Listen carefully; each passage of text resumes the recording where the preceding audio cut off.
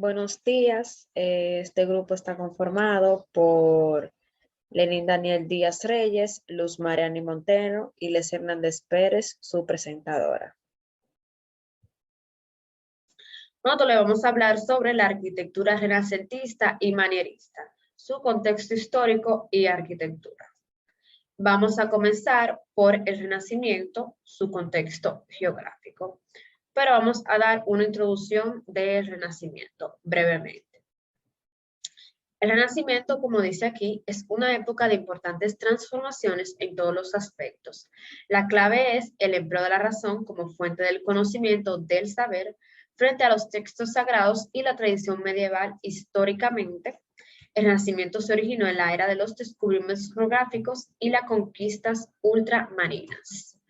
Por lo tanto, este comenzó en Italia en el siglo XIV y se difundió por el resto de Europa durante los siglos XV y XVI, que fue favorecido por el invento de la imprenta. Como pueden ver, esto es un mapa geográfico de Italia. El Renacimiento se caracteriza por la recuperación de la tradición filosófica, artística y política de la Grecia y Roma clásica, que durante siglos el cristianismo había tenido por pagano. El rechazo al dogmatismo cristiano y el inicio de una nueva relación con la naturaleza mediada por la ciencia. Tenían más libertad a expresar lo que ellos pensaban y creían y también habían investigado. También las artes fueron patrocinadas por las altas clases sociales, o sea, ya no solo eran patrocinadas por las iglesias. Y se promovieron y realizaron nuevos descubrimientos científicos, como ya había mencionado, nuevos proyectos de medición y nuevas deducciones. Vamos a hablar entonces ahora sobre su contexto histórico, que su punto de partida fue en una época marcada por el debilitamiento del poder eclesiástico a causa de la reforma protestante y de la caída del Imperio Romano Germánico. Además, se desarrolló una pronunciada crisis económica que acusaba el fin del modo de producción feudal, lo cual trajo consigo un decaimiento en las artes y las ciencias. En medio de la decadencia medieval, muchos centros de poder europeos buscaron refugio en un nuevo modelo de Estado comandado por un nuevo autoritarismo monárquico, así como las artes buscaron refugio en la antigüedad clásica. Esta es una imagen de la Reforma Protestante, como ya había mencionado antes. Además, en el siglo XV, como ya ustedes saben, tuvieron lugar los grandes descubrimientos geográficos europeos a mano de Cristóbal Colón, Fernando de Magallanes y Vasco de Gama. Así se abrieron nuevos mercados y nuevas rutas comerciales, otorgándole cada vez más poder a nueva clase social en ascenso, la burguesía encargados de tender las bases del capitalismo venidero. Como pueden ver, ahí fue donde descubrieron el nuevo mundo, como ahí enseña un barco viajando al nuevo mundo en esta imagen. Ya conocimos un poco sobre el contexto histórico del Renacimiento, ahora vamos a conocer sobre sus aportes a la humanidad, ya que fueron muchos, por eso esta época fue muy reconocida y es muy estudiada. Uno de sus descubrimientos fue la imprenta.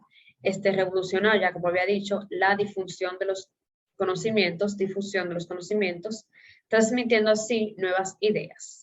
El alemán Juan de Gutenberg fue el genio detrás de este invento que difundió la impresión del primer libro, la Biblia. Esto es una imagen de cómo se vio en esos tiempos. Otro de los descubrimientos fue la brújula, invento chino aplicado a la navegación oceánica, permitiendo conciencia de los puntos cardinales. Está también el telescopio de Galileo, que perfeccionó el telescopio que tenía anteriormente, permitiendo una observación con un aumento de 30 veces, una gran diferencia. Están las armas, arcabuces y las bombardas con las armas de fuego, así nació la artillería y decayó la caballería. Las armas impulsaron una nueva industria que estimuló y facilitó las grandes conquistas ultramarinas, ya que estos lugares que ellos fueron a conquistar no tenían conocimiento sobre la artillería o no tenían la tecnología. Otros de esos están el tornillo aéreo y planador del genio italiano invento de este y otros inventos fue Leonardo da Vinci, invento del planador, es decir, una especie de aeroplano sin motor que volaba sostenido por las corrientes de aire. Esta es una imagen de este invento y del genio. También está la pintura, que fue una máxima expresión artística del Renacimiento. Hoy en día podemos ver presente en muchos lugares estas pinturas, que se comenzó pintando retratos de personajes de la nobleza, resaltando sus características individuales, que se utilizó la perspectiva y el delineamiento en los dibujos. También está específicamente en sus pinturas la Gioconda o Mona Lisa y la Última Cena, en las cuales expresa un realismo y una belleza inigualables. En la arquitectura se construyeron monumentales, palacios y casas, y la literatura también significó una ruptura con el pasado, que se caracterizó por el interés de establecer una visión del mundo y del ser humano diferente a la visión religiosa. Ya más adelante mis compañeros les van a hablar sobre estos aspectos. Entonces, ya para concluir, yo les voy a hablar un poco sobre el manierismo. Los historiadores consideran al manierismo como la última fase del Renacimiento, precedida por las del humanismo florentino y por el clasicismo romano. Sin embargo, si las primeras dos fases son distinguibles temporalmente, no resulta tan claro con el clasicismo y el manierismo que coexistieron desde inicios del siglo XV. El término maniera, usado ya en el siglo XV para indicar el estilo de cada artista, fue empleado por Giorgio Vasari en el siglo posterior para describir uno de los cuatro requisitos de las artes: orden, medida, diseño y manera, con particular referencia a las obras de Miguel Ángel. Aquí una foto de Giorgio Vasari. Ya a la tercera década del siglo XVI, podríamos decir que la práctica artística había desembocado una clara tendencia de reacción anticlásica que ponía en cuestión la validez del ideal de belleza defendido por el Alto Renacimiento. Ya mis compañeros les van a hablar sobre la arquitectura y la parte artística de estas dos importantes épocas de la historia, del Renacimiento y el manierismo. Muchas gracias. Buenos días, mi nombre es Lenin Daniel. Mi grupo está integrado por 3 personas, la cual vamos a estar hablando sobre la arquitectura renacentista. Evolución de la vivienda renacentista. En los siglos XIV al XVI se desarrolló un tipo de casa con patio que tiene sus orígenes más remotos en la vivienda mediterránea, basada en el modelo de la casa romana, y no menos influenciada por el concepto de una musulmana en la que el patio también adquiere primordial importancia. Las casas que no aparecían todavía unidas con otras, formando alineaciones. La continuidad de estas se establecía mediante los muros de los huertos de los que cada una estaba dotada, como puede apreciarse en algunas zonas todavía. Características fundamentales de su arquitectura. La arquitectura renacentista nace en Italia durante el 400. Sus características más importantes son deseo de realizar edificios perfectos desde el punto de vista de perfección técnica, basándose en cálculos matemáticos y geométricos para obtener la máxima armonía y proporción. Manifestaciones arquitectónicas religiosas. Catedral de Santa Flores. La catedral fue levantada en el espacio que ocupó la antigua iglesia de Santa Reparata, impulsada su construcción por la magnificencia de las nuevas catedrales de Pisa y Siena. Al final del siglo XIII, la iglesia de Santa Reparata, nuevamente de nueve centurias, se derrumbaba, como lo atestiguan los documentos. Más aún, resultaba demasiado pequeña en un periodo de rápido crecimiento de población. Manifestaciones arquitectónicas funerarias. Los monumentos funerarios en época renacentista se caracterizan por la idea de triunfo y la exaltación de la virtud del individuo que confluyen con la idea de la inmortalidad. Esta exaltación de las virtudes y cualidades del fallecido alcanzó sus máximas consecuencias en las tumbas papales.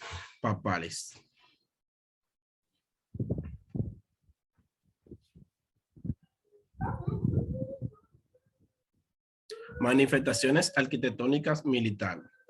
Los baluartes son estructuras sobresalientes y basadas y avanzadas respecto de las murallas que permitían ubicar la artillería para abatir enemigos a larga distancia. Normalmente eran la forma pentagonal para evitar que los atacantes se situaran fuera del alcance de la artillería defensiva. Arquitectura doméstica. Durante el Renacimiento es posible distinguir tres tipos de casa. Casa popular, sencilla fachada con mampuesto o ladrillo, zaguán, zaguán pequeño, salas, cámaras, recámaras, corral y otras piezas. Casa principal, fachada de piedra o ladrillo ornamentadas, espaciosos, sagua, patio, claustrado, gran escalera, caballerizas, bodegas, etc.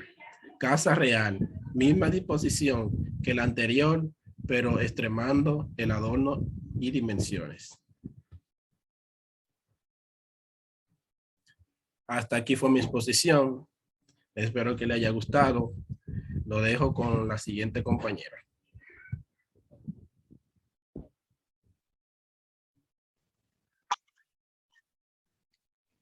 Buenas, como ya es de su conocimiento, el tema a exponer es la arquitectura renacentista y manierista.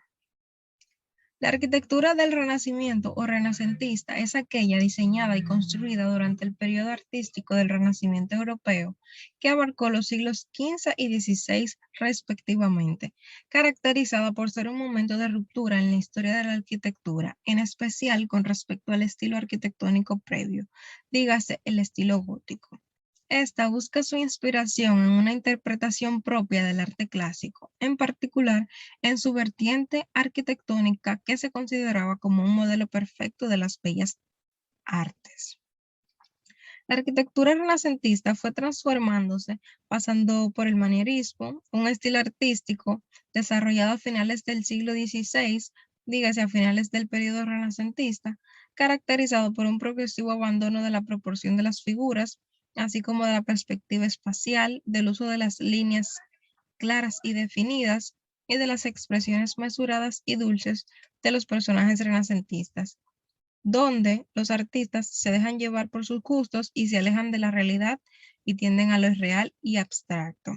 Esto debido a la crisis de los elementos principales del Renacimiento. Esta transformación desemboca en el barroco y finalmente culmina en el rococó, ambos estilos posteriores a lo que es el Renacimiento. La arquitectura manierista, por su parte, representa esa fase culminante de la arquitectura europea que se desarrolló entre el 1530 y el 1610, es decir, entre el final de la arquitectura renacentista propiamente dicha y el comienzo de la barroca.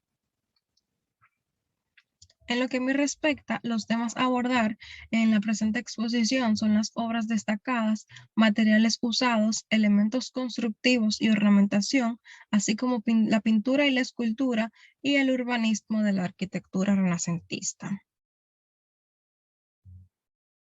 La ciudad de Florencia, en Italia, fue el lugar de nacimiento y desarrollo de la arquitectura renacentista, iniciada con Filippo Brunelleschi.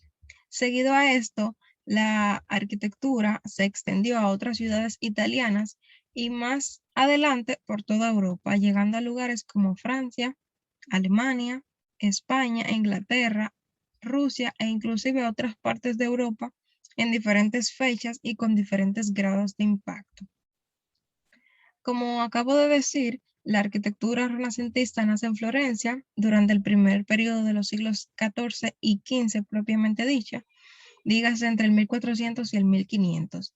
Y es en este periodo donde surge no solamente en Italia la arquitectura renacentista propiamente, sino en otras ciudades como Milán, Venecia y Roma, así como fuera de lo que es Italia, como vemos en Francia, España y otras ciudades.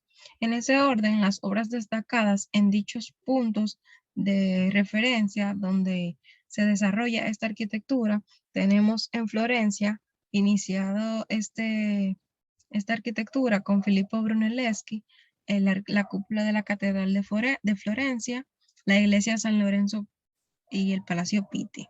En Milán encontramos como obra destacada la Cartuja de Pavía, y en Venecia encontramos la iglesia Santa María de los Milagros.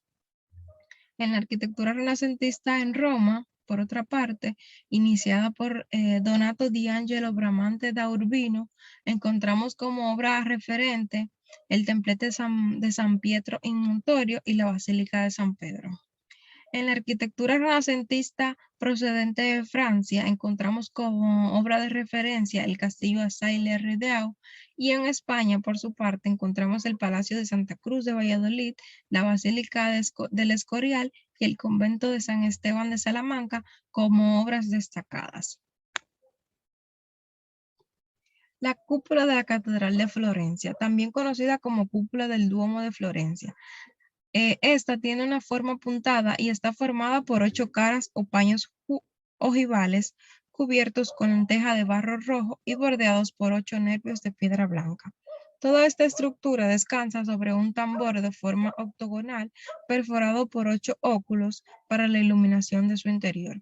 Los nervios convergen en un anillo octogonal superior coronado por una linterna, y su interior está constituido por 2 casquetes o domos, uno interior y otro exterior, ambos construidos con ladrillo.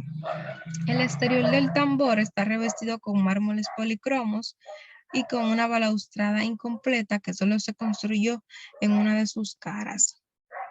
La planta basilical de esta edificación, por su parte, posee forma de cruz latina y consta de una nave central muy alta y ancha y dos laterales menores, ambas construidas en mármol y ladrillo. Por otro lado tenemos la iglesia San Lorenzo, también referencia arquitectónica de Florencia, representativas del mismo arquitecto, dígase Filippo Brunelleschi. Esta basílica o iglesia es una edificación de culto católico ubicado en Florencia, en la plaza de San Lorenzo, construida en mármol y piedra. Posee una planta de cruz con capillas adosadas a sus lados y 3 naves longitudinales, así como una techumbre adintelada. El uso de elementos existentes en dicha edificación son los arcos de medio punto y los capiteles compuestos y un entablamento corrido acalanado, así como bicromía. También tenemos el Palacio Pitti, referente al mismo lugar. Es un palacio renacentista situado en la ribera sur del río Arno, a corta distancia del Ponte Vecchio o Puente Viejo. Es una enorme construcción renacentista de sillería cuyos bloques forman el almohadillado rústico característico de la edificación, inspirado en los antiguos edificios romanos. Su arquitectura es simple y severa, a la vez que monumental y masiva. La planta del palacio es centralizada, ya que todo el palacio gira en torno al patio central, que tiene una forma rectangular, donde se pueden apreciar arcos de medio punto, el almohadillado, los frontones en los vanos y las columnas adosadas al muro, de orden dórico en la primera planta, de orden jónico en la segunda y de un orden corintio en la tercera. Actualmente es un complejo museístico que consta de una galería palatina de apartamentos reales, una galería de arte moderna, un museo de la porcelana, una galería de trajes y un museo de carruajes. En Milán, por su parte, encontramos como obra arquitectónica de referencia, iniciada por Giovanni Antonio Amedeo, la Cartuja de Pavía. Este es un monasterio italiano situado al norte de la ciudad de Pavía, en Lombardía, con una planta en forma de cruz latina que consta de 3 naves, una central y dos laterales y un transepto, cubiertas por bóvedas de crucería con decoraciones de figuras geométricas de cielos estrellados y figuras de santos y cartujos. El transepto y la capilla principal acaban con capillas de plano cuadrado con ábsides menores y circulares en 3 lados. Su fachada es famosa por la exuberante decoración que posee, decorada a toda su superficie con relieves, mármoles y estatuas, así como esculturas exentas con ricos adornos, con distintas texturas y con complicados juegos lumínicos. En Venecia encontramos como obra arquitectónica de referencia la iglesia Santa María de los Milagros. Este es un templo católico de estilo renacentista edificado en ladrillo y mármol, blanco y rosa, que consta de columnas falsas en sus paredes en la parte alta de la fachada semicircular. Su planta tiene una forma rectangular y en su interior cuenta con una única nave con bóveda de cañón, así como el dominio de una escalera que llega al altar principal totalmente adornada por estatuas, mientras que la bóveda se divide en 50 artesonados decorados con las caras de los profetas. Por su parte, en Roma encontramos como obra arquitectónica destacada de referencia el templete de San Pietro in Montorio, un convento de franciscanos españoles en Roma, construido en granito, mármol y travertino. El travertino es una especie de roca sedimentada de uso ornamental, tanto para el interior como para el exterior. Esto con acabados de estuco, que es una pasta de grano fino y compuesta de cal apagada, mármol pulverizado, yeso y pigmentos naturales. Y por su parte también es un revoco. Este es un revestimiento exterior e interior formado por un mortero de cal, cemento y tierra. Esta edificación en general es de planta circular y consta de una cela o naos, que es una cámara pequeña interior o habitáculo principal. Está formada por 16 columnas perípteras de orden dórico que sostienen el entablamento, que a su vez posee friso de triglifos y metopas coronados por una balaustrada. También encontramos la Basílica de San Pedro, un templo católico situado en la Ciudad del Vaticano, una edificación a base de ladrillo. Su planta es de forma de cruz griega inscrita en un cuadrado y cubierta por 5 cúpulas, la central de mucho mayor tamaño y apoyada en 4 grandes pilares. Esta está inspirada en la del Panteón de Agripa y se sitúa sobre el crucero y las 3 estantes en sus ángulos. Por otra parte, tenemos como una representación arquitectónica de este periodo, la cúpula de San Pedro, ubicada en la Ciudad del Vaticano, una edificación construida en mármol que proyecta una doble cúpula, una interior y otra exterior. La cúpula, en forma general, de forma apuntada, atada por unos nervios que, además de la función técnica que cumplen, sirven para embellecer la estructura.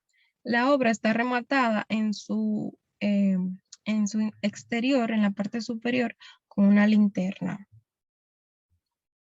En cuanto a sus materiales usados, elementos constructivos y de ornamentación, encontramos el ladrillo, mármol, bronce, la piedra, la madera, terracota y cerámica vidriada, logrando con ellos una gran perfección técnica en sus construcciones.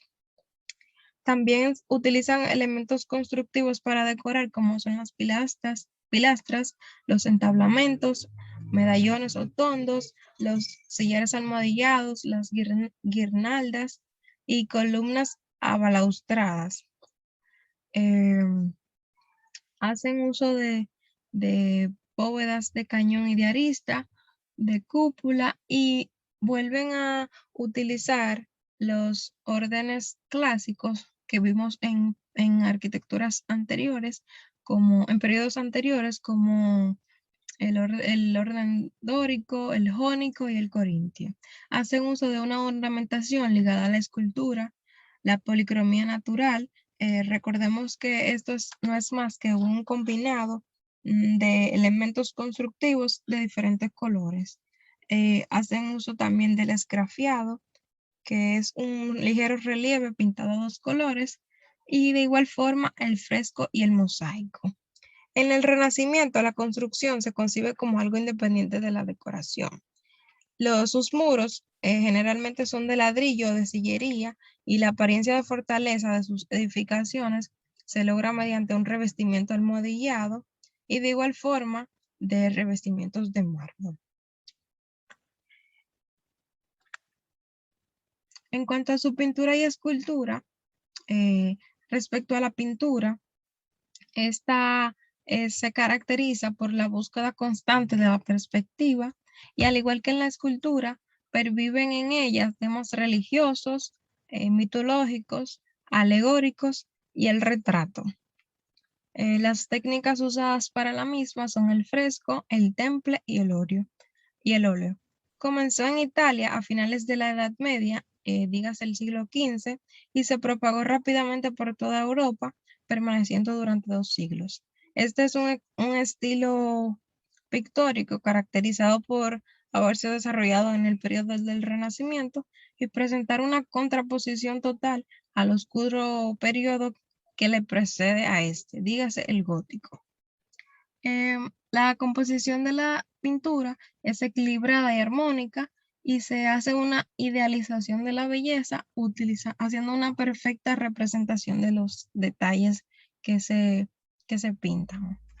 La escultura, por su parte, se define como un proceso de recuperación de la escultura de la antigüedad clásica, y al igual que en la escultura griega, se busca la representación naturalista del cuerpo humano desnudo con una técnica muy perfeccionada, gracias a lo que es el estudio meticuloso de la anatomía humana. La escultura se independiza de lo que es la arquitectura y adquiere un interés por sí misma. Abundan en ella los temas mitológicos, pero continúa siendo fundamentalmente cristiana, aunque subordine el simbolismo religioso a la consecución de la belleza. Urbanismos, sus ciudades. La ciudad renacentista se caracteriza por las formas que tienden a atender la ciudad en sí. Dígase en forma estrellada, octogonal o en circunferencia. Sus calles generalmente son ortogonales o tienden al radiocentrismo. Aparecen nuevas armas de artillería, y las murallas deben de ser más fuertes para resistir los ataques. Es decir, hay una preocupación por defender la ciudad. La belleza impera como un elemento constructivo, y en ese campo se desarrolla una importante arquitectura paisajística que intenta combinar e integrar la construcción y la naturaleza, o sea, las construcciones y la naturaleza. También como característica fundamental de lo que es la ciudad renacentista está el hecho de la higiene, es decir, la ciudad se proyecta ha de mejorar una salubridad urbana, y se pretende que cada cosa esté en su sitio. Se construyen pocas ciudades de manera general, pero las que se hacen con un fino motivo, como razones militares, religiosas y accidentes naturales. En el aspecto de las razones militares, la más representativa es Palmanova en Italia, que es esta que vemos acá en la imagen, con forma de estrella. La ciudad renacentista, en consecuencia, sigue siendo la misma ciudad medieval, pero con pequeños cambios superficiales impulsados por las élites burguesas, eclesiásticas y aristocráticas. Y esto ha sido todo. Muchas gracias por su atención.